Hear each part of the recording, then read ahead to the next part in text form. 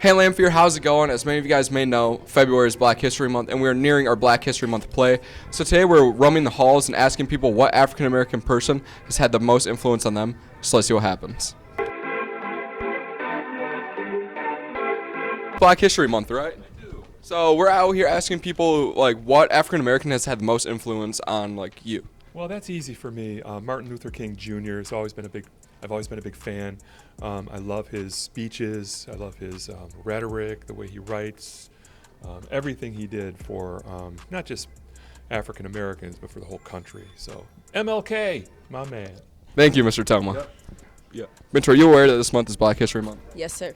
Now, we've been out here asking people like who had like what African American person has had the most influence on them. So what would you have to say? Well, for me, the African American that had the most influence on me was probably Ibtihaj Muhammad, just because she's the first Olympic athlete. Yeah, she's the first Olympic athlete that was also Muslim to wear a hijab and also being black.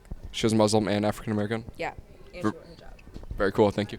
Now we also have Norman Yacoub here. Norman, you aware that this month is Black History Month? Yes, I'm very. Okay, very aware. I like it, Norman. Way to show your support. Anyways, who is your favorite African or like what African American has the most influence on you and why?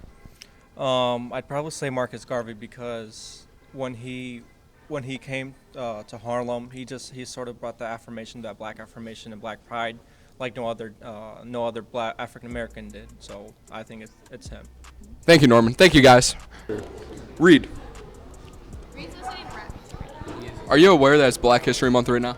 Yes. So we're out here asking people what African American has had the most influence on them. So what would you say to that? I guess I say Miss G. Why? She's just been really supportive in moments where I needed her, and she's just awesome. That's a good answer, Reid. Thank you for that.